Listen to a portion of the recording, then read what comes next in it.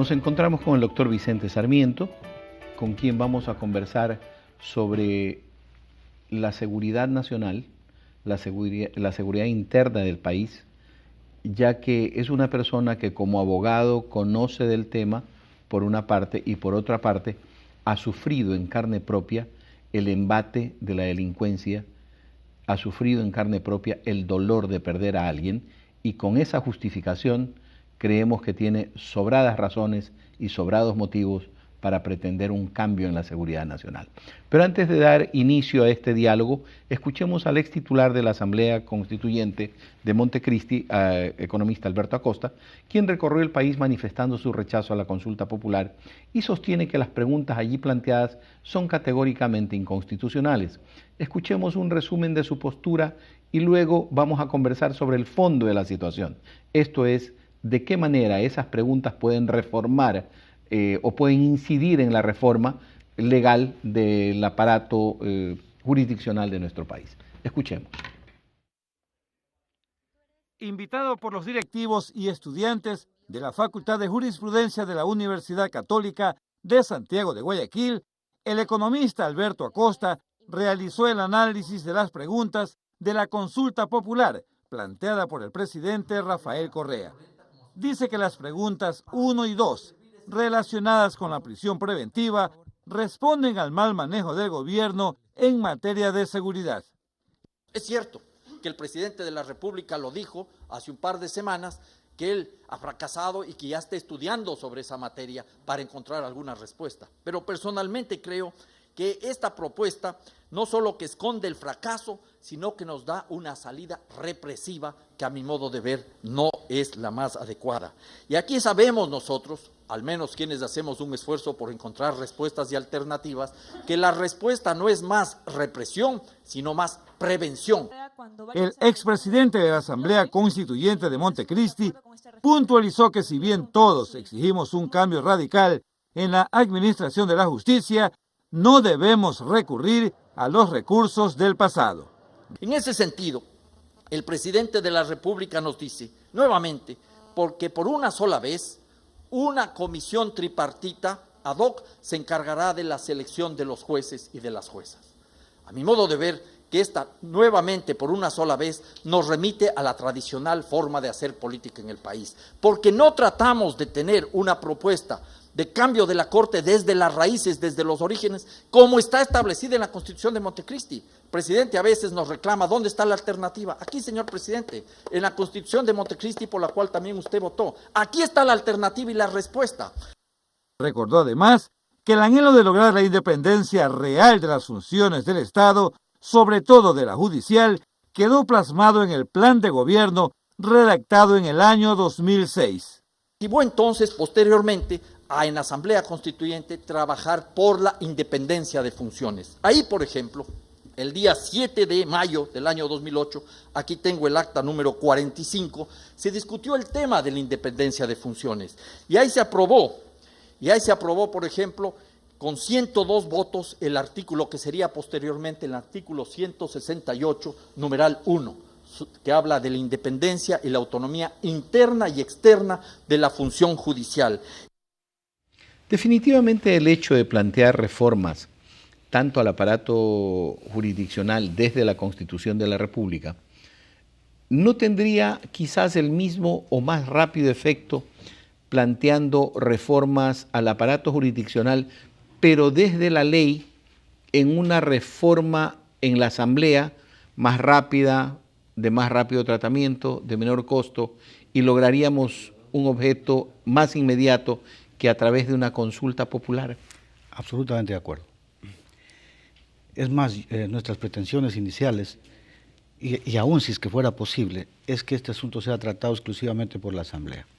Todos los cambios que se pretenden o se deberían realizar tienen que hacerse en el Código Penal, a nuestro entender, y cuando digo a nuestro, estoy hablando de la fundación a la que represento y a un grupo de padres de familia y familiares que han perdido hijos, hermanos, etcétera, producto de la delincuencia. Inclusive, el tema de la caducidad podría ser tratado en la Asamblea si es que se sacaría una interpretación o se establecería una interpretación en la que simplemente se diga que todos los plazos de la caducidad podrían ser suspendidos en la medida de que el delincuente o los acusados, en el momento en que comparezcan, a través de alguna argucia no se produzca la diligencia, simplemente no cuente dentro del plazo de caducidad. Entonces, si el tipo no va con el abogado, no va con el perito, no va con lo que sea, con cualquiera de las personas que debería estar acompañado para que se produzca la diligencia, o los testigos, etcétera, simplemente lo ponen 2 meses después, pero no cuenta, no va a contar dentro de la caducidad esos 2 meses. Entonces la gente va a tener mucho temor de no asistir a las diligencias. Las personas van a buscar inmediatamente asistir con las personas que tengan que estar asistidas, y perdón la redundancia, para no demorar la resolución. Pero por supuesto, porque cualquier cosa que demore o produzca una demora simplemente no forma parte de la caducidad. Doctor, en estos días primero lo escuché al exministro Larrea, luego he escuchado a algunos juristas de que afirman en Guayaquil, donde se han producido gran cantidad de caducidades y se ha publicitado, le ha costado el puesto a algunos jueces, etcétera, es el único punto del país donde se alega de que la mala aplicación de la caducidad ha generado inseguridad ciudadana. Porque en el resto del país, donde no se han dado estos hechos de caducidad, igual tenemos delincuencia. Entonces, encontraríamos de que de 24 provincias, en una sola la causante es la caducidad y en las otras 23 no. Entonces estaríamos viendo, parece, dentro de un espectro equivocado del tema de la caducidad. ¿Usted qué piensa? Bueno, pero yo creo que si de repente nosotros miramos las estadísticas y los datos que nos producen los diarios y la televisión, etcétera, todos los días, vamos a encontrar que en Cuenca matan al vicepresidente de la Cámara de Comercio, y de la forma como lo matan adicionalmente. Se meten a su casa, en su cumpleaños, etcétera. Hay una agresividad impresionante que no tiene que ver con la caducidad, que tiene que ver con la actitud de la delincuencia y con la pérdida de respeto que tiene el delincuente hacia la policía, hacia las cortes, hacia el gobierno, etcétera, etcétera. Matan a la misma policía, que es el órgano represor de los delincuentes, como una demostración evidente que no tienen ningún temor y por el contrario le están dejando el mensaje: no te metas conmigo, que yo te busco, te encuentro y te mato. Y no me importan las repercusiones, y no me importa que sean repercusiones, y no me importan las repercusiones, porque yo sé que inmediatamente que mate un policía van a venir muchos policías a buscarnos y a encontrarnos, pero vamos dejando claro cuál es nuestra posición en el tema. Entonces, esto sucede básicamente porque los delincuentes salen de la cárcel como si estuvieran en un hotel, 14, 15 veces. Miremos nosotros, gente común, ¿cuántas veces hemos tenido que salir de la ciudad y cuántas veces hemos entrado o salido de un hotel? Seguramente que menos de las que ha salido un individuo de la cárcel. ¿Usted sí piensa entonces de que este tema del mal manejo de las medidas cautelares, por un lado, o del mal manejo, podríamos llamarle, del tema de la caducidad de la prisión, sí incide definitivamente en la falta de seguridad del país? Yo lo que digo, ¿o es solo en la provincia del Guayas, ciudad de Guayaquil? Yo digo que en nuestro país existe un problema gravísimo de delincuencia porque nosotros tenemos leyes muy blandas. Y a través de esas leyes muy blandas hemos dado un mensaje equivocado a la delincuencia. Los delincuentes lo único que no tienen es un pelo de tontos, porque inclusive tienen que ser un poco sagaces para comenzar a buscar las maneras y las formas de permanentemente agredirnos sin ser capturados, ¿verdad? Cuando ellos ven en un código penal como el nuestro, en donde hay una sustitución de penas, cuando ellos ven un código penal como el nuestro, en donde hay el 2x1, etcétera, etcétera, entonces saben definitivamente que pueden atacarnos, pueden agredirnos, que no tienen mayor problema y que van a salir sin ningún inconveniente a los 4, 5, 8 días para volver a atacarnos nuevamente. Yo le puedo dar muchos casos en relación a esto. Hay un caso en el que el señor presidente de la República normalmente lo menta, que es el caso, por ejemplo, del señor Vicente Cárdenas en Manaví. Lo capturaron a unos señores que entraron a Casino Royal con metralleta. 8 días después estaban libres. Y 8 días después lo asesinan al segundo hijo del señor Vicente Cárdenas. Entonces, los mismos delincuentes. Estos delincuentes, claro, los mismos. Entonces, ¿qué tiene que ver eso con la caducidad? O con la mala aplicación Pero de la... Hacemos 8 días, no podía caducar la pena. Lógico. Tiene que ver con la sustitución de penas, que es un asunto que es terrible en el país. ¿Usted sí piensa que la sustitución de penas debe de normarse de otra manera, regularse de otra forma? Debe desaparecer. Esto debe quedar exclusivamente para la gente que no se considera... La sustitución de medidas cautelares, perdón. La sustitución de medidas cautelares, sí. Así es. Yo creo que la sustitución de medidas cautelares debería utilizarse o implementarse exclusivamente en delitos que no tienen que ver con la vida de las personas. Que no tienen que ver con la agresión a las personas. Porque el problema no solo es el hecho de que lo asesinen o lo violen, el problema en la actualidad es que el mundo vive en una psicosis terrible. Hoy día ser un hombre honrado en este país significa vivir encarcelado en su casa y sin que esto represente que no va a ser asaltado o asesinado en su casa. Eso no significa necesariamente que esté en su casa esté garantizado de que no le va a pasar algo, pero por supuesto que le puede pasar.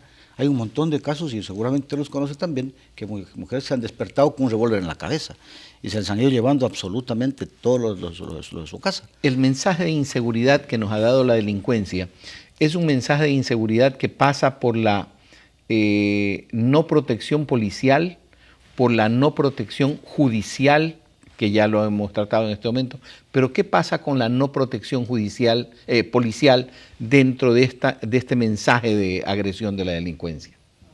Bueno, yo creo que la policía sí tiene una serie de fallas y errores que definitivamente en el transcurso del tiempo tiene que irla superando, y que el gobierno ecuatoriano tiene que a esto ponerle muchísima cabeza, traer asesores no sé de dónde, pero gente con experiencia para que definitivamente reformule lo que significa la policía. Porque mire usted, abogado, nosotros vivimos varios meses sin corte. Hemos podido vivir sin Congreso, pero un día de policía, sin policía, el 30 de septiembre, y usted vio el desbarajuste, fue terrible. Fue terrible. Entonces yo creo que nosotros... la agresividad de la delincuencia, pero entonces esto nos hace a nosotros pensar que debemos ser absolutamente responsables en este tema y buscar porque la policía sea mucho más eficaz, porque yo sí creo que la policía tiene una serie de falencias, pero que deberían ir superándose en la medida que el gobierno no solo les dé armas si no las pueden utilizar, no solo les dé vehículos si no los pueden utilizar, que les dé otro tipo de capacitación, que les dé capacitación permanente para que se vuelvan buenos investigadores. Usted ha visto los informes que presentan la policía, esto es terrible, pues. Son los informes de llorar, pues. Entonces, hay que capacitarlas a las personas, hay que buscar una capacitación, hay que buscar que la gente que entre inclusive a la policía ya tenga un cierto rango de preparación. Precisamente sobre esto vamos a conversar luego de un momento, porque acabamos de ver justamente en el día de hoy que se plantea una reforma estructural a la policía, dejando por un lado la policía uniformada en el caso de la represión y por otro lado la Dirección Nacional de Investigaciones, en donde estarían inmersos todo lo que son los investigadores, detectives, etcétera, etcétera, etcétera, para ver si es que es conveniente aquel tipo de trabajo de parte de la policía o aquella presunción de separación de las labores policiales. Volvemos luego de los siguientes mensajes.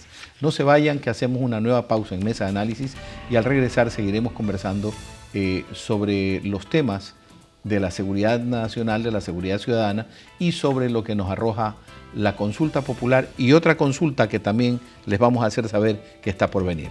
Volvemos inmediatamente con el doctor Vicente Sarmiento, quien nos está acompañando a esta hora, siendo las 8:34 en la mañana. Volvemos.